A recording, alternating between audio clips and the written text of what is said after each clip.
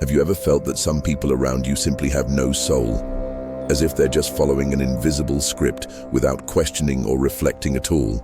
Have you ever noticed those individuals who seem to function on autopilot, with no spark in their eyes and no depth in their gaze? Back in the 19th century, Helena Blavatsky talked about something very similar. And what if I told you she described, with impressive clarity, what many today call NPCs, those human entities that appear not to possess a genuine independent consciousness, but rather some sort of internal programming? Well, that's exactly what we're going to talk about. And stay tuned. In this video, you'll understand what so-called spiritual NPCs are, how Blavatsky identified them, and why this view can completely change the way you see the world around you. Imagine a time very different from ours, the 19th century. Technology was limited, travel was long and dangerous, and modern science was taking its first steps toward more complex explanations about life, matter, and the universe. In the midst of this setting appears Helena Petrovna Blavatsky, a widow who traveled to the most remote corners of the world, seeking spiritual teachings and hidden knowledge. She described herself as a sort of messenger for the masters of wisdom, also known as Mahatmas, evolved beings who, according to her, lived in isolated regions of Tibet or in subtler planes of existence.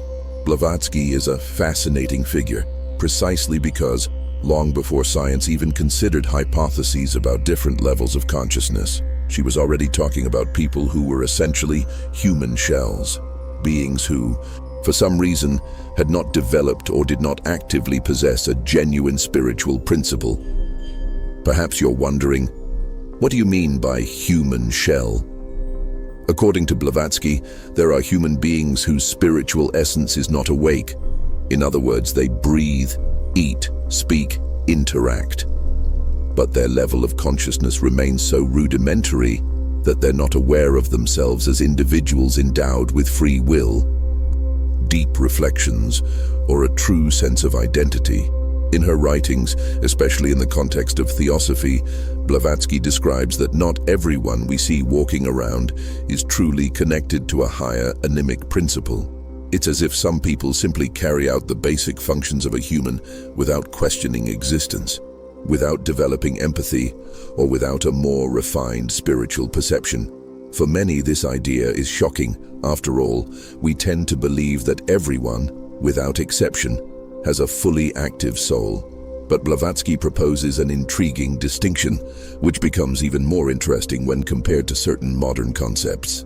Nowadays, the term NPC, non-player character, emerged in video games to describe characters controlled by the game's programming. They're not controlled by a human player, but rather by algorithms that define their routines and behavior. In most games, these NPCs repeat set lines and react in predictable ways. Bringing this concept into the real world, some theories in the so-called simulation culture suggest that there may be individuals who do not truly exercise full free will, but instead function as part of a grand setting, as if they were background elements whose actions don't originate from a genuine will, but from a kind of subconscious programming.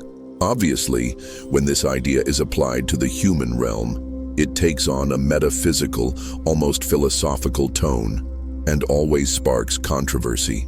But the fact is, some lines of thought, in both psychology and philosophy, now speculate about the possibility that there are people who have not developed that spark of deep self-awareness.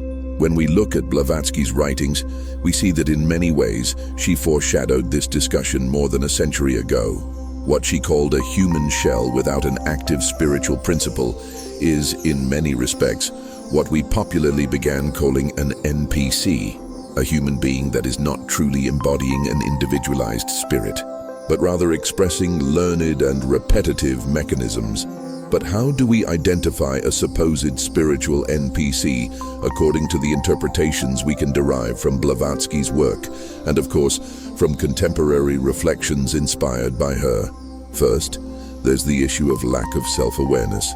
People who simply don't stop to question why they think a certain way, why they act in a certain manner, or what the deeper meaning of their existence is. They are individuals who go with the flow without questioning, repeating learned behavioral patterns, whether from their family or society, without ever reflecting on whether it truly makes sense or aligns with any internal value. This mechanical behavior is the second relevant point. A tendency to follow pre-established scripts, always reacting the same way, as though there's some limitation preventing them from allowing new learnings at the level of consciousness. There may even be practical learning, but there is no depth leading to a genuine shift in perspective on life. Moreover, there's the inability to reflect or evolve in the spiritual domain. It doesn't mean these people can't learn new things. Intellectually, they may well learn. But the deep reflection on one's own existence, the search for genuine self-knowledge, none of that seems to happen, or if it does, it happens in a very superficial way. Missing is that inner restlessness that drives the spiritual journey, that spark that pushes many of us toward the big questions. Who am I? Where did I come from? Where do I go after death? What is the purpose of all this? It's as if, for the spiritual NPC, such inquiry simply doesn't matter or never even crosses their mind. A fourth aspect is resistance to anything subtle or symbolic. Blavatsky emphasized that there are levels of reality that go beyond dense, tangible matter. People with an active spiritual principle tend to feel some affinity, or at least curiosity, about these mysteries. Meanwhile, the individual with inactive consciousness automatically rejects anything that goes beyond the immediate, concrete universe. They may even laugh at, ridicule, or consider crazy anything related to spirituality, transcendence, or archetypal symbols. This attitude of denial isn't necessarily based on refined critical thinking. Rather, it's a lack of sensitivity or perception that something might exist beyond the tangible. At this point, you might be wondering, are the people around me truly conscious? Could some of them fit into this category of spiritual NPC? It's a powerful yet delicate reflection, because we run the risk of judging others and placing ourselves on a pedestal, believing that because we have some spiritual inclination, we're more evolved than the rest. Blavatsky did not encourage judgment in the sense of feeling superior, but rather discernment, the clarity to understand that there are different stages of soul development. In her words, spiritual evolution is a long process, extending over multiple lives and incarnations, so that some are still in an incipient stage, while others have gradually awakened their soul's potential. Why is this important for your spiritual awakening? Well, first of all, recognizing that there may be people without this active spiritual principle makes you see the necessity of working intensely on your own path of self-discovery. After all, if it's true that some people are practically asleep, you won't want to fall asleep yourself. You won't just want to react to the impulses of the environment. You'll want to become master of your own existence, seeking a genuine connection with your higher self, with what in many contexts we call the soul or spirit. Another fundamental point is learning to deal with these people in a balanced way. If spiritual NPCs really exist, there's no point in condemning or despising them. Blavatsky emphasized that the key was not to judge, but to understand that life is a great school. At some point, these individuals will also have a chance to awaken. Therefore, compassion and tolerance are important. At the same time, you need discernment so that you don't allow yourself to be carried away by energies or influences that might delay your own growth process. In other words, you don't need to engage in endless debates with someone who will never understand your perspective, simply because they lack certain internal tools for that. Instead, you can maintain a firm, respectful stance, yet remain aware that not everyone is ready or willing to grasp what you see as truth. Viewing the world around us through this lens can be transformative. Remember that for Blavatsky, it wasn't just a conspiracy theory or a shock tactic. She based her ideas on ancient traditions, on Eastern wisdom, on contacts she claimed to have with masters of wisdom, and on her own mystical experiences. It's said that Blavatsky studied secret writings in places like Tibet, India, and Egypt, and that on that basis she formulated concepts that later gave rise to what we know as theosophy. The distinction between beings with a developed soul and those whose spiritual principle was not fully incarnated, is one of the cornerstones of her view of humanity. By understanding this, we can clearly see the connection with the modern idea of NPCs, especially when people joke by saying, "That person seems like an NPC.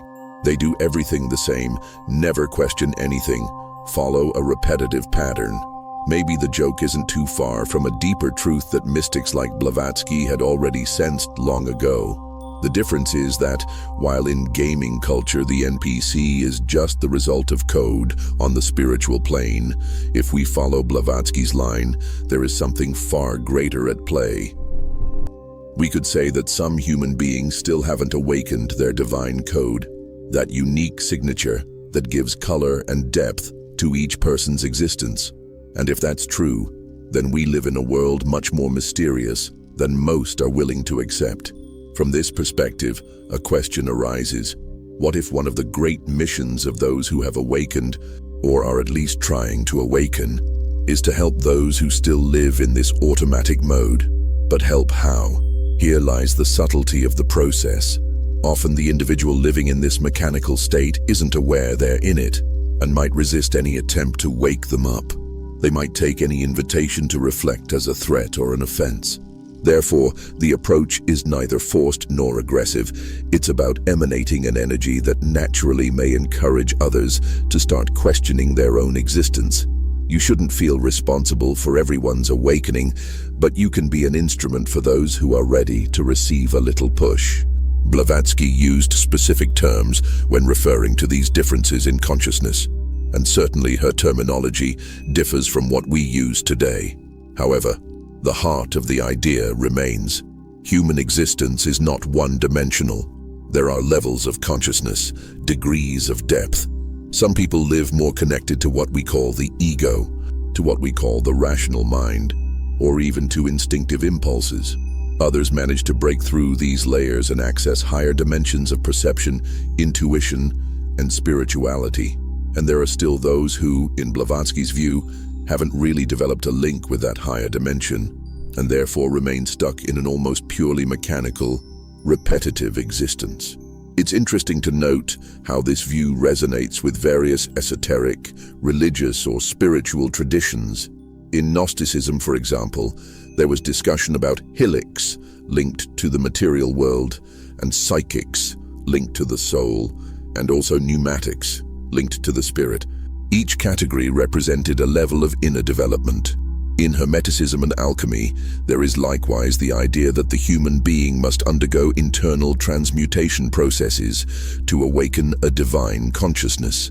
In all these traditions, there's the notion that not everyone is at the same stage of the journey, and that some remain stuck in an existence almost without inner light.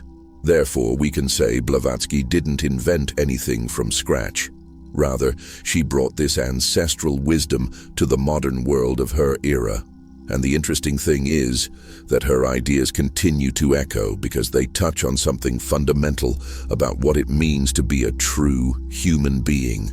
Now, bringing this reflection back to your practical life, why does it really matter?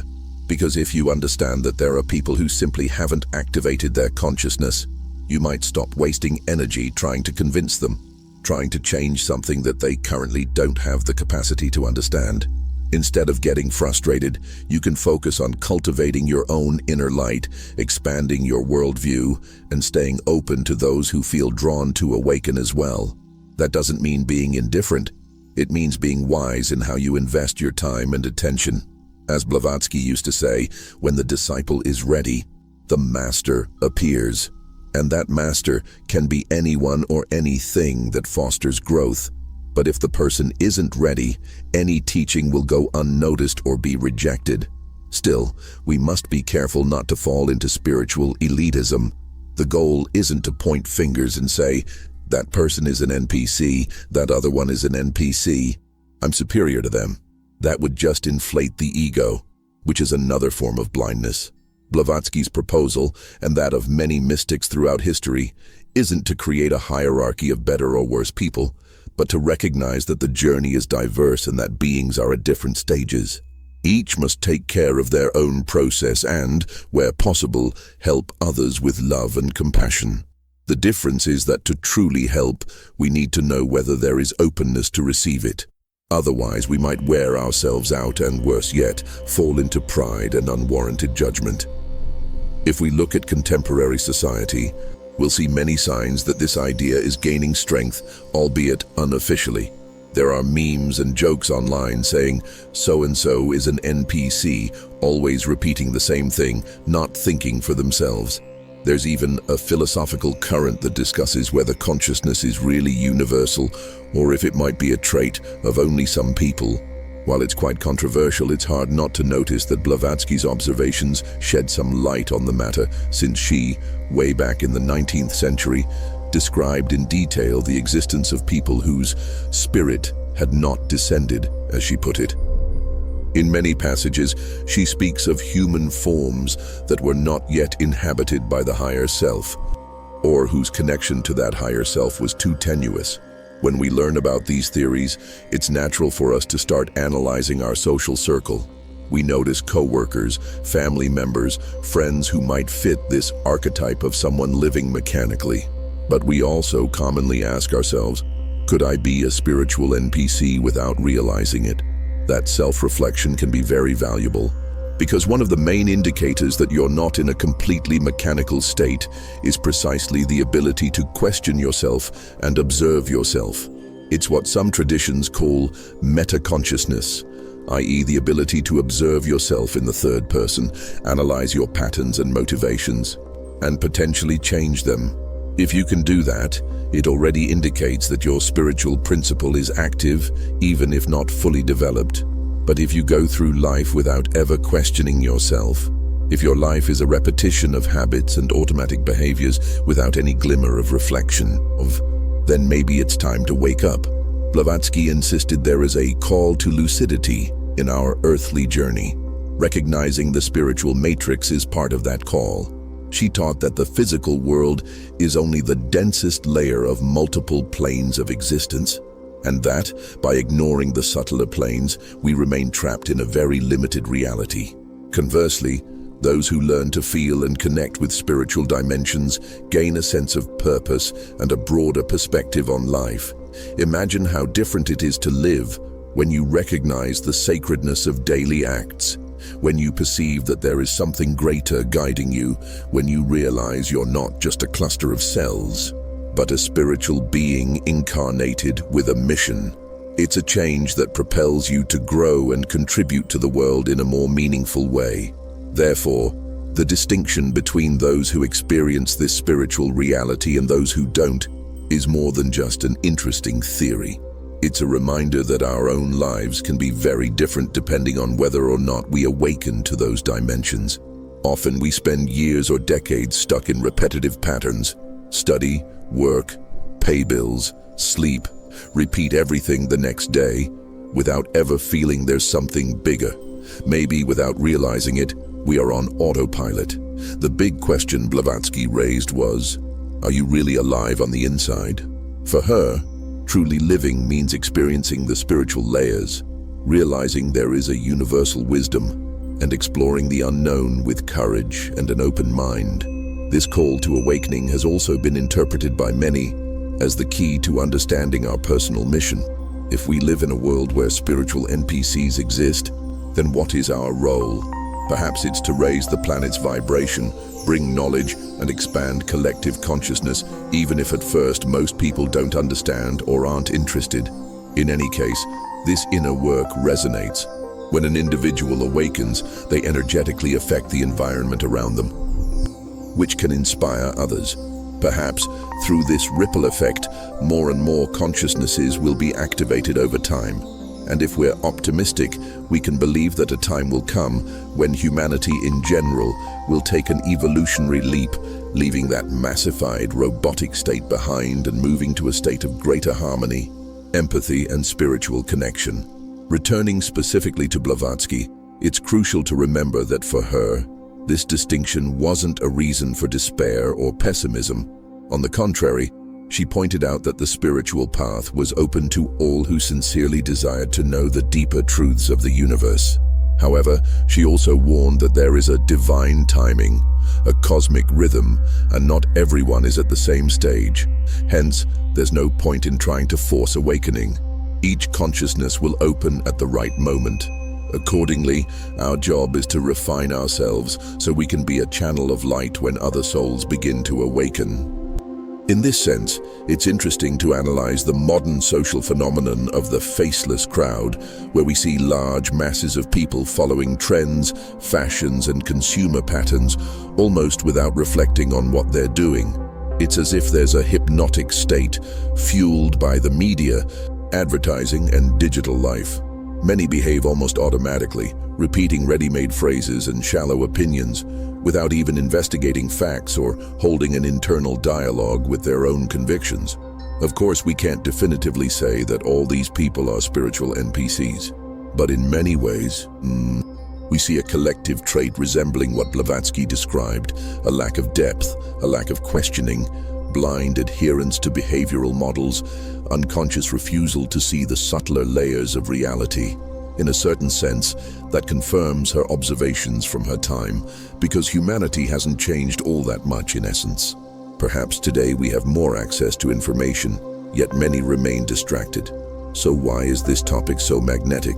Because it makes us ask, what if Blavatsky is right? What if there really are these spiritual NPCs among us?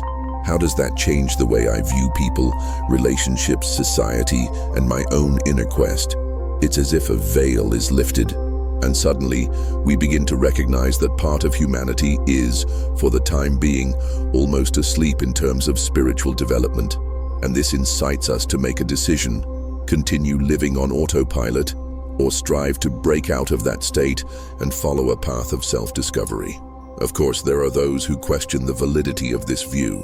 Skeptics and materialists might say that it's nothing more than speculation or a mythical reading of reality, that everyone has some degree of consciousness, and that mechanical behavior can be explained by social conditioning or lack of quality education.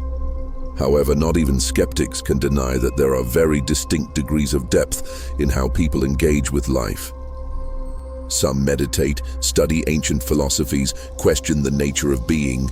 Others go their entire lives without ever touching on these questions. Blavatsky's query remains: have these latter individuals never felt that spiritual spark, or are they indeed missing something more essential? In any case, whether or not we accept the idea of spiritual NPCs, the invitation here is to reflect. Reflect on how awake we truly are, how often we live in an unconscious repetition cycle, and whether we can go beyond that, expanding our consciousness to perceive the universe's subtleties and mysteries.